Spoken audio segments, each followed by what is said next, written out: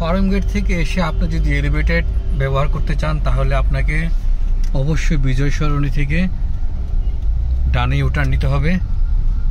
মানে আমরা যে তেজগাঁর যে ফ্লাইওভারটা, ওই ফ্লাইওভার ধরতে হবে আপনাকে। যেটা র্যাঙ্কস ভবন ভেঙে যে ফ্লাইওভারটা বানানো হয়েছে, সেই ফ্লাইওভারটা আপনাকে ধরতে হবে। ধরার পর আপনি ফ্লাইওভারটা উঠবেন, উঠার সাথে সাথে বাঁয়ে চলে যাবেন বাম লেনে। বাম লেনে গেলেই আপনি পেয়ে যাবেন কাঙ্ক্ষিত এলিভেটেড এক্সপ্রেসওয়ে। এই যে আমাদেরকে স্বাগত জানাচ্ছে এলিভেটেড এক্সপ্রেসওয়ের জন্য। আমরা বাঁয়ে দিক নির্দেশনা দিয়ে দিব, বাঁয়ে চলে যাবো আমরা আস্তে আস্তে, বাঁয়ে আস্তে আস্তে চলে যাব। এখানে দেখেন মোটামুটি মাঝখানে নষ্ট করে বসে আছে একটা গাড়ি। সোজা চলে গেছে আপনার নাবিস্কো। আপনি বাঁয়ে চলে যাবেন, বাঁয়ে লেনটা ধরলেই এই যে এলিভেটেডের যে প্রবেশ পথ, এটা আপনি পেয়ে যাবেন।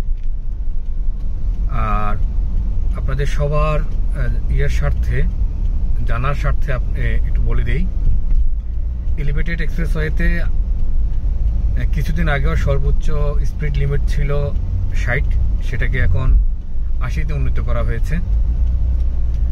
তো এর বেশি আপনারা স্পিড যদি বাড়াতে চান তবে আপনার মামলা হবে, আপনাকে মামলা দিবে। তো আমি মনে করি যে শহরের ভিতরে একটা এক্সপ্রেসওয়েতে গাড়ির জন্য 80 একটা মানে ভালোই একটা স্পিড, এর বেশি খুব একটা দরকার হয় না। তবে এখানে আরেকটা বিষয় বলে রাখা ভালো, এখানে যদি যে প্রাইভেট গাড়িগুলো, এই প্রাইভেট গাড়িগুলোর জন্য স্পিড লিমিটটা যদি আর একটু মানে 90 কিংবা 100 যদি করা হতো তাহলে মনে হয় যে একটু ভালো হতো। আমি যেটা মনে করি একটু ভালো হতো বলে আমার মনে হয়। কারণ 100 প্রাইভেট কারের জন্য তেমন আহামরি কোনো ইয়ে নয়, আহামরি কোনো টান স্পিড না। 100তে প্রাইভেট কার চলতেই পারে। এর বাহিরে যে ইয়েটা আছে স্পিডটা 100 উপরে, সেটা একটু সমস্যা হয়ে যায়। সেই জন্যে নিয়ম মাফিক যদি আপনি ড্রাইভ করেন, আপনার 80-র মধ্যে রেখে যদি আপনি সুন্দরভাবে ড্রাইভ করেন, তবে কোনো ঝামেলা বা কোনো হয়রানি আপনি হবেন না, এটা নিশ্চিত।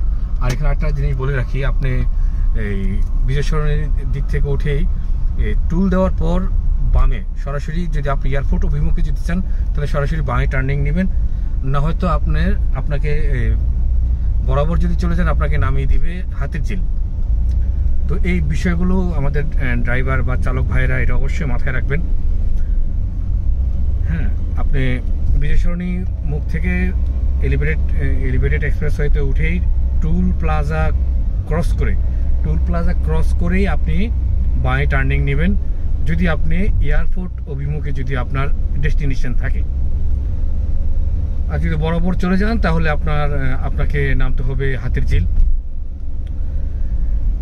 তো এই হচ্ছে আমাদের এলিভেটেড এক্সপ্রেসওয়ে, অত্যন্ত চমৎকার, সুশৃঙ্খল এবং দৃষ্টিনন্দন একটা এক্সপ্রেসওয়ে আমাদের জন্য।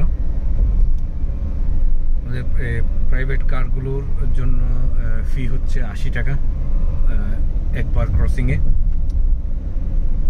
এবং অন্যান্য গাড়ির নিয়ম অনুযায়ী ইয়ে করা হয়। আমি অত খোঁজ নেই, অত আমার প্রয়োজন মনে হয় নাই। আমি প্রাইভেট কার চালাচ্ছি, আমার প্রাইভেট কার 80 টাকা দেওয়া লাগে একবার গেলে, আমি এটা আপনাদেরকে জানালাম। আর কোনোভাবেই যদি আপনি শৃঙ্খলার মধ্যে গাড়ি চালাতে চান, হয়রানি মুক্তভাবে গাড়ি চালাতে চান, তাহলে অবশ্যই আপনি 80-র উপরে স্পিড তুলবেন না। 80-র উপরে স্পিড যদি আপনি না তোলেন, আপনি অত্যন্ত চমৎকারভাবে একটা যাত্রা আপনি সম্পাদন করতে পারবেন। যদি আপনি 80-র উপরে স্পিড তোলেন তাহলে আপনার জন্য মামলা নিশ্চিত। এতে আপনাকে কেউ দাঁড় করাবে না, আপনাকে কেউ কিছু জিজ্ঞাসা করবে না। জাস্ট আপনার বাসায়, গাড়ির অনারের বাসায় মামলার কপি চলে যাবে অটোমেটিকলি। কারণ এখানে মামলাটা হবে ক্যামেরায়, অটো ক্যামেরায়। ক্যামেরা আপনার প্রত্যেকটা মুভমেন্ট এখানে রেকর্ড করছে, পর্যবেক্ষণ করছে, এটা বুঝতে হবে। তবে আমি বেশ কয়েকবার, মানে বহুবার বলতে গেলে বহুবার এই লিবার্টি এক্সপ্রেসওয়ে আমি ব্যবহার করেছি, কিন্তু একটু সামান্য একটু উপরে ওঠার পর আশেপাশে যে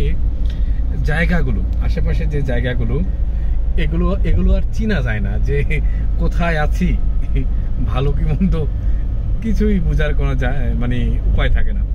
তো যাই হোক, আমরা ভিডিওটা আর বেশি একটা বড় না করি, এই পর্যন্ত আমাদের যাত্রা এখানেই আপাতত সমাপ্ত করি। দেখা হচ্ছে নেক্সট ভিডিওতে। ভালো থাকুন সবাই।